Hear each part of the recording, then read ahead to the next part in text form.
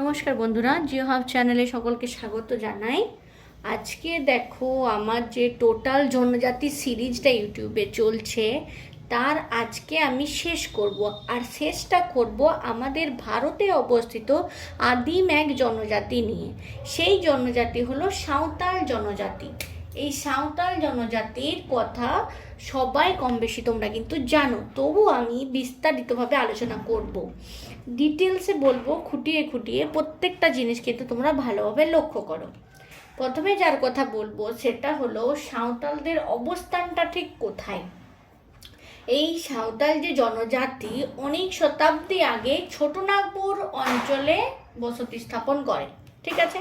কিন্তু এর সত্যি কথা বলতে এর কোনো লিখিত ইতিহাস নেই। তাই প্রকৃত কোন দিক থেকে, ভারতবর্ষের কোন দিক থেকে এই আদিম জনজাতিটা প্রথমে এসেছিল তার বিস্তারিত কোনো তথ্য পাওয়া সম্ভব নয়। কেউ কেউ মনে করে যে ইন্ডিয়ার যে এই ম্যাপ রয়েছে তার উত্তর পশ্চিম দিক থেকেও আসতে পারে, কেউ কেউ বলেছে না উত্তর পূর্ব দিক থেকে আসতে পারে। তবে সেটা নিয়ে তর্ক বিতর্ক রয়েছে। ছোটনাগপুর মালভূমি অঞ্চলে এদের কিন্তু ছোটনাগপুর মালভূমি অঞ্চলে এদের স্থায়ী বসতি পরিলক্ষিত হয়। তার মধ্যে সবথেকে প্রথম সেটা হচ্ছে ঝাড়খণ্ড। ঝাড়খণ্ডে প্রচুর পরিমাণে কিন্তু এই সাঁওতাল জনজাতির মানুষ রয়েছে। এছাড়া উড়িষ্যা, বিহার, আসাম, পশ্চিমবঙ্গ এই যে রাজ্যগুলো মানে যেগুলো ঝাড়খণ্ড খুবই লাগোয়া, সেখানে কিন্তু এগুলো রয়েছে, এই জনজাতির মানুষের অবস্থান পরিলক্ষিত হয়। বোঝা গেল? এবার যদি দেখি তারা কোন বংশভূত, সাঁওতালদেরকে অনেকে মনে করেন দ্রাবিড় জনগোষ্ঠীর অন্তর্গত। আবার কেউ কেউ বলেছেন যে ভাষাগত দিক থেকে কিন্তু এরা অস্ট্রিক ভাষার অন্তর্গত, মানে অস্ট্রিক ভাষা ভুক্ত। তবে এই বিষয়ে নিশ্চিত করে কিন্তু কিছু বলা যাবে না, মানে কনফিউশন টাইপের আছে। এবার দেখো তাদের যে দৈহিক গঠন সেই নিয়ে আলোচনা করছি। এদের দৈহিক গঠনে লম্বাটে মুখাবয়ব, মানে মুখের যে অবয়বটা সেটা লম্বাটে, আর নাকের উচ্চতা কিন্তু খুব বেশি নয়। আর তাদের যেটা গায়ের রং, সেই গায়ের রং হচ্ছে চাপা বাদামি। বোঝা গেল? ম্যাক্সিমাম বাদামি থেকে মানে কালো রঙেরই তাদের গায়ের রংটা হয়ে থাকে। সব থেকে যেটা ইন্টারেস্টিং সেটা হলো তাদের বসতি গৃহগুলো কেমন দেখতে। এদের যে বসতি গৃহটা খুবই সুন্দর দেখতে বন্ধুরা। আমি আমার একজন সাঁওতাল ফ্রেন্ডের বাড়িতে গিয়ে এক রাত কাটিয়েছি। তাদের খাওয়া দাওয়া, তাদের রীতিনীতি একদম চাক্ষুষভাবে ফলো করেছি। তো ঠিক এই রকমই প্রিন্ট আমরা দেখতে পেয়েছি তার বাড়ির মধ্যে। সাঁওতালরা মূলত কি হয় জানো, ওই রাস্তার দুধারে তাদের বসতি স্থাপন দেখতে পাই যে রৈখিক আকারে, কখনো কখনো আবার এক জায়গায় চাপ বেঁধে তাদের গোষ্ঠীবদ্ধ বসতিও পরিলক্ষিত হয়। মূলত 50 থেকে 100টা ঘর নিয়ে তারা একটা পাড়া বা গ্রামকে গড়ে তোলে। বোঝা গেল? এবার দেখো তাদের যে গৃহগুলো সেগুলোর আকার কিন্তু অনেকটা বড় হয়। বোঝা গেল? আর এদের উঠানটা যেটা আঙ্গন অনেক বড়। আর রান্নাঘরটা যেটা থাকে, কিচেন যেটাকে বলি, সেটা কিন্তু একদম গৃহ লাগোয়াই থাকে। কিন্তু গোয়ালঘরটা কিন্তু প্রাঙ্গণের এক পাশে থাকে। বুঝা গেল? একদম আলাদা, অনেকটা দূরে থাকে। এখনও তারা কিন্তু রান্নার কাজে বাড়িতে মাটির উনুন ব্যবহার করে। আর সেই মাটির উনুনে মাটির হাঁড়ির রান্না কিন্তু আমি খেয়েছি, খেতে অসাধারণ। আমি ভাবতে পারিনি যে মাটির হাঁড়ির রান্না এরকম হয়, মানে আমার কাছে বিষয়টা টোটালি আজব ছিল। যাই হোক, খেতে কিন্তু ভালো। এবার দেখো তাদের দেওয়ালটা আমি কেমন লক্ষ্য করেছি সেটা নিয়ে বলছি। এদের দেওয়ালে কিন্তু রঙিন কাদা দিয়ে, মানে কাদা লেপা থাকে, তার উপরে সুন্দর সুন্দর রঙের নকশা থেকে থাকে। দেওয়ালে রঙিন কাদার রং থাকে, নিচের দিকে দেখো কালো মাটি লেপা থাকে। আমি পেনের দিয়ে বোঝানোর চেষ্টা করেছি, নিচের দিকটায় কালো মাটি থাকে, আর যে মাঝখানের অংশটা সেটাই তারা সুন্দর সুন্দর কালার দিয়ে নকশা করে। এবং ওপরে কি হচ্ছে, মাঝখানে বা ওপরে তারা সাদা এবং লাল মাটি ব্যবহার করে। সাদা মাটি মানে বুঝতেই পারছো সাদা রং, তাই আমি দিচ্ছি না এখানে। লাল মাটি, সাদা বা লাল মাটি ঠিক এই রকমই তোমরা দেখতে পাবে রাস্তায় বা পাশে, যখন পাশ দিয়ে পেরিয়ে যাও না, সাঁওতাল জনজাতির বাড়িতে যে সুন্দর নকশাটা থাকে সেটা তোমরা পরিলক্ষিত করবে। ঠিক এই রকমটাই তোমরা দেখতে পাবে।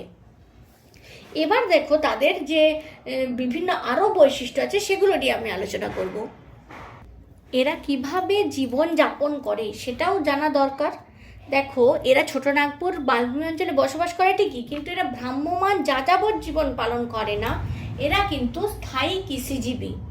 মানে কৃষিকাজে তাদের মনোনিবেশ রয়েছে, আর এই কৃষিকাজে নারী পুরুষ উভয়ই যুক্ত থাকে। কৃষিকাজ ছাড়াও কিন্তু এরা বনজ দ্রব্য সংগ্রহ করে, বনজ দ্রব্যের মধ্যে কাঠ, শালপাতা, মধু, মহুয়া ফুল, ফলমূল সংগ্রহ করতে পারে। কাঠের কাজেও এরা যথেষ্ট নিপুণ। কাঠের কাজটা আমার দুবার লেখা হয়ে গেছে, যাই হোক, কাঠের কাজে এরা যথেষ্ট নিপুণ। তবে পার্শ্ববর্তী এলাকায় পাথর খাদান এবং খনিতে এদের অনেকটাই বেশি প্রাধান্য রয়েছে। এছাড়াও মাছ সংগ্রহ করেও কিন্তু তাদের উপজীবিকা তারা পালন করে থাকে। আগেকার দিনে তারা বন্য পশু বা বন্য জন্তু শিকার করতো ঠিকই, কিন্তু এখন যেহেতু বন্য পশু শিকার করা টোটালি বারণ, তাই তারা টোটালটাই কৃষিকাজের উপরেই বেশি ডিপেন্ডেন্ট থাকে। তবে খুব আলেকালে তাদের যে খুব পুজো পার্বণ যেগুলো থাকে, রীতিনীতি, সেখানে হয়তো কিছু ছাড় মিলে শিকার করার জন্য। ছোটনাগপুর অঞ্চল যেহেতু ভারতের খনিজ ভাণ্ডারের জায়গা, সেই জন্য খনিতে কিন্তু শ্রমিক হিসেবে এদের ভূমিকা অনেক বেশি ছোটনাগপুর অঞ্চলে। এবার তাদের খাদ্যর রীতি কেমন যদি বলি আমরা, মূলত দেখো চাল বা ভাত এটার প্রধান খাদ্য। সেই ভাতটা কেমন, ফেনা ভাত হয়, পান্তা ভাত হয়, এবং তার সাথে সেই পান্তা ভাতের সাথে সবজি, নুন, লঙ্কা মিশিয়ে খাওয়ার প্রবণতা বেশি থাকে। এমনকি তারা যখন বাইরে কাজ করতে যায়, আমি নিজে দেখেছি যারা বাড়িতে আমাদের কাজ টাজ করতে আসে, তারা কি করে ওই রকম টিফিন কৌটোয় ভরে লেবু, লঙ্কা, তারপরে নুন, পান্তা ভাত নিয়ে চলে আসে। এছাড়াও দেখো মাংসের মধ্যে তারা পাঁঠার মাংস খায়, মুরগির মাংসও খায়। এছাড়া কাঁকড়া, গেঁড়ি, গুকলি যে শামুকগুলো হয় না, সেগুলোও তারা প্রোটিন পাওয়ার জন্য খেয়ে থাকে। সব থেকে যেটা গুরুত্বপূর্ণ, তারা ভাত পচিয়ে হাড়িয়া মদ তৈরি করে। ভাত পচিয়ে তারা কিন্তু তারা যে হাড়িয়া মদটা তৈরি করে, সেই হাড়িয়া মদটা কিন্তু উভয়ই পান করে। উভয় বলতে কি, মেল প্লাস ফিমেল। তবে ফিমেলদের থেকে মেলদের এটা পান করার প্রবণতাটা বেশি থাকে। হাড়িয়া মদ তারা যে কোনো পূজা পার্বণে খুব একটা বেশি তারা ভীষণ ব্যবহার করে, পছন্দ করে। এমনকি সাপ্তাহিক যে হাটগুলোতে তারা যায়, তার একপাশে হাড়িয়ার ঠেক বসিয়ে দেয়, সেখানে অনেকক্ষণ ধরে সময় কাটায়। এইরকম সিচুয়েশন, বোঝা গেল। এবার তাদের বৈবাহিক জীবনযাত্রা কেমন হয় সেটা নিয়ে আলোচনা করব। সাঁওতাল উপজাতির মানুষের বিবাহ রীতিটা কিন্তু একটু অন্যরকম। তারা নিজেদের উপজাতিতে গোত্র মেনে বিবাহ করে। বাইরের সমাজের অন্য কোনো জাতির সাথে যদি বিবাহ হয়, তাহলে কিন্তু সেটা তারা মেনে নেয় না। কখনো কখনো কি হয়, পাত্রের চেয়ে যদি পাত্রী বড়ও হয়, তাও কিন্তু তারা বিবাহটাকে মেনে নেয়। বুঝতে পারছো কীরকম ব্যাপার? তবে দেখো, পাত্রপক্ষ কন্যাপক্ষ উভয়ই থেকে একটা সমাজে ভুরিভোজ করিয়ে তাদের বিবাহটা সম্পন্ন হয়।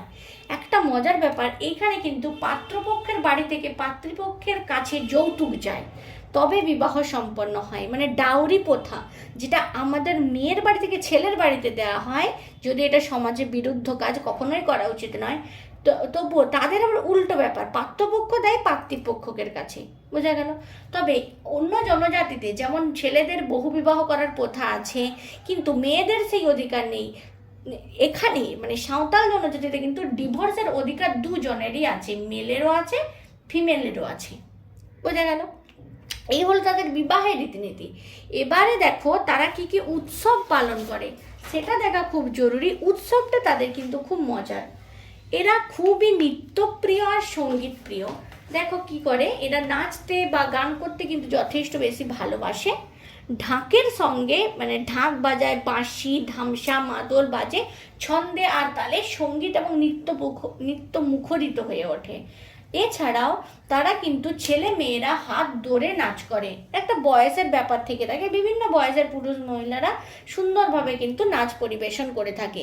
এরা যে ধান কাটা, মূলত এটা প্রধান, যখন ধান কাটে, ধান কাটা আর ধান বোনা, এই দুটোতে তারা কিন্তু উৎসব পালন করে। ধান বোনার সময় একটা উৎসব পালন করে, ধান কাটার সময় একটা পালন করে। যেহেতু এরা কৃষিজীবী, ধান কাটা, ধান বোনা এগুলোকে যথেষ্ট গুরুত্ব দিয়ে থাকে, বোঝা গেল। এবারে তাদের যে শিকারের যে দিনগুলো থাকে, সেগুলো তারা প্রতীকী উৎসব, শিকারের স্পেশাল কিছু দিন থাকে, সেগুলো তাদের প্রতীকী উৎসব হিসেবে পালিত হয়। সাঁওতাল বিদ্রোহ জানো তোমরা, সাঁওতাল জনজাতিরা করেছিল। সেই সাঁওতাল বিদ্রোহকে স্মরণে রেখে তারা কি করে জানো, হুল দিবস পালন করে থাকে। হুল দিবসে দেখবে কোনো অফিস কাছারি, সরকারি স্কুল এগুলো কিন্তু বন্ধ থাকে, তাদের জনজাতিকে প্রায়োরিটি দিয়ে, বোঝা গেল। এবার আসছি দেখো তাদের ধর্মের কথায়। সরি বন্ধুরা, আমার পেনের ওই কালিটা খতম হয়ে গেছে, মানে শেষ হয়ে গেছে, তার জন্য আমাকে নতুন একটা নিতে হলো পেনের কালি। চলো যাই হোক, কালি কোনো ম্যাটার করে না, জিনিসটা বোঝাই আসল। এবার দেখো সাঁওতালদের ধর্ম জিনিসটা কি। তাদের ধর্মের ক্ষেত্রে কিন্তু প্রধান যে দেবতারা প্রকৃতির মধ্যেই তারা দেবতাটাকে খুঁজে পায়। তারা বনভূমি বলো, পাহাড় বলো, সূর্য বলো, এটাদেরকে কিন্তু খুব পূজনীয় বলে মনে করে। তাদের গ্রামের যে প্রধান দেবতা, তার নামটা তোমরা সকলেই কম বেশি জানো, সেটা হলো মারাংবুরু। বোঝা গেল? এছাড়া সূর্য, তারা মনে করে যে সূর্যই বিশ্ব সৃষ্টিকর্তা, তাকে সিংবঙ্গা বলা হয়। এছাড়া ধরিত্রী মাকে তারা বসু মাতা বলে, আর বনকে তারা বলে রাঙ্গবঙ্গা। পূর্বপুরুষের যে সমস্ত আত্মা, তাকে বলা হয় হাপ্রাং বোম্মা বঙ্গা। যারা এই কাজ থেকে বিলং করো তারা হয়তো বিষয়টা আরও ভালোভাবে জানবে। আরও যদি আমি কিছু ভুল করে থাকি তারা কিন্তু, বা তোমাদের যদি আরও ঠাকুর থেকে থাকে বা পূজনীয় দেবতা থেকে থাকে, অবশ্যই কমেন্টে আমাকে জানিও। এছাড়া দেখো পুরোহিত, গ্রামের যে পুরোহিত, প্রধান পুরোহিত, তাকে বলা হয় নাইকে। তবে কি হিন্দু মানুষের সাথে থাকতে থাকতে তারা কিন্তু হিন্দু দেবদেবীর পূজাও আজকাল করছে, এই প্রবণতা তাদের মধ্যে আসছে। একটা যেটা গুরুত্বপূর্ণ দেখো, তারা কিন্তু সভ্য সমাজে থাকে কিন্তু তবু ডাইনি বিদ্যা বা ব্ল্যাক ম্যাজিকের অন্ধবিশ্বাস তাদের মধ্যে এখনও রয়েছে। ধীরে ধীরে এটা অবশ্য কমে আসছে। এখনও কিন্তু সাপের কামড় দিলে তারা ওঝার কাছেই ছুটে যায়, ডাক্তারের কাছে যেতে প্রথমবারেই চায় না। মানে এই টেন্ডেন্সি তাদের মধ্যে এখনও রয়েছে। এবার তাদের দেখো একটা সামাজিক সংগঠন রয়েছে, সেটা দিয়ে আমি আজকের ভিডিওটা শেষ করব। সামাজিক সংগঠন নিয়ে আমি বলছি। এখানে একটা বিষয় বাকি রয়ে গেল, সেটা হচ্ছে ভাষা। এদের যে ভাষা, অলচিকি ভাষা। অলচিকি ভাষা দেখো সাঁওতালি ভাষা, মুখে বলা হলেও আগে কিন্তু এই সাঁওতালি ভাষার কোনো লিখিত রূপ ছিল না। পণ্ডিত রঘুনাথ মুর্মু সেই অলচিকি ভাষা তৈরি করেছেন। এই অলচিকি ভাষাতে কিন্তু স্নাতক করা যায় বা হায়ার স্টাডিও করা যায়। এছাড়াও সাঁওতালরা যেমন অলচিকি ভাষা জানে, তার সাথে ইংরেজি, বাংলা বলো, হিন্দি বলো, সমস্ত বিষয় কিন্তু তারা পড়াশোনা করতে পারে, এমন কোনো বাধা তাদের মধ্যে নেই। কিন্তু অলচিকি ভাষা তাদের একটা যথেষ্ট প্রাধান্য পেয়েছে। এই নগরায়ন শিল্পায়নের হাত ধরে তাদের জীবনে যে পরিবর্তন আসছে, তারা অলচিকি ভাষার সাথে সাথে আর অন্যান্য ভাষাও শিখছে। অলচিকি তো তাদের প্রধান ভাষা রয়েইছে, একই সাথে অনেকগুলো ভাষা রপ্ত করার মতো ক্ষমতা কিন্তু তারা রাখে। এদের সমাজটা পিতৃতান্ত্রিক হলেও এরা নারীরা যেহেতু কর্মঠ, কৃষিকাজে পুরুষদেরকে সহায়তা করে, সেই জন্য কিন্তু এদের যে নারীদের কথাও কিন্তু অমান্য করা হয় না, নারীদেরকে তুচ্ছ বলে জ্ঞান করা হয় না। আর দেখো এদের বাড়ির যে বয়স্ক লোক থাকে সে কিন্তু বাড়ির কর্তা হয়ে থাকে। আর একটা বিষয়, বিয়ের পর এরা ছেলেরা কিন্তু পৃথক গিয়ে বাস করে। মানে একটা বড় ফ্যামিলি থেকে যদি একটা ছেলের বিয়ে হয়ে যায়, সে আলাদাভাবে বসবাস করে, তাদের আরও সন্তান সন্ততি থেকে বড় আকারে পরিবার ধারণ করে। এর যে মূল ব্যাপারটা হচ্ছে একটা পরিবারকে ছোট ছোট অনেক ভাগে ভেঙে দেওয়া। বোঝা গেল? এই সাঁওতাল জনজাতির কিন্তু একটা সুগঠিত সামাজিক সংগঠন আছে। সেই সামাজিক সংগঠনে গ্রাম সভা বসে এবং গ্রাম সভায় বয়স্ক মানুষরা থাকে, মাতব্বররা থাকে। সেই গ্রাম সভায় বসে তারা তাদের নিজস্ব কিছু আলোচনা করে, বিভিন্ন বিষয় সম্বন্ধে সিদ্ধান্ত নেয়। মানে এখানেও একটা পলিটিক্স কাজ করে। বিষয়টা হচ্ছে ঠিক এই রকম। তাদের নিজস্ব ব্যক্তির জন্য তাদের স্ট্রং একটা সামাজিক সংগঠন রয়েছে। এই হলো টোটাল সাঁওতাল জনজাতি নিয়ে আমি আলোচনা করলাম। আমার যে টোটাল সিরিজটা কমপ্লিট হলো আজকে, ভারতের জনজাতি দিয়ে আমি শেষ করলাম। কেমন লাগলো সমস্ত কিছু তোমরা অবশ্যই জানিও। আর তোমরা লাইক শেয়ার করতে কিন্তু অবশ্যই কার্পণ্য করছো, দেখছো কিন্তু লাইক শেয়ার করছো না। লাইক শেয়ার না করলে এই তথ্যগুলো সহজে কিন্তু কোথাও তোমরা বাংলা ভাষাতে অন্তত পাবে না। তো সেই জন্য আমি বলছি, নতুন চ্যানেলে হলে সাবস্ক্রাইব করে নিও। আর আমার চ্যানেলে গিয়ে পুরো যে ভিডিওটা দেখে নিতে পারো। টোটাল যে 12টা সিরিজ আমি জানালাম সেটা দেখে নিও।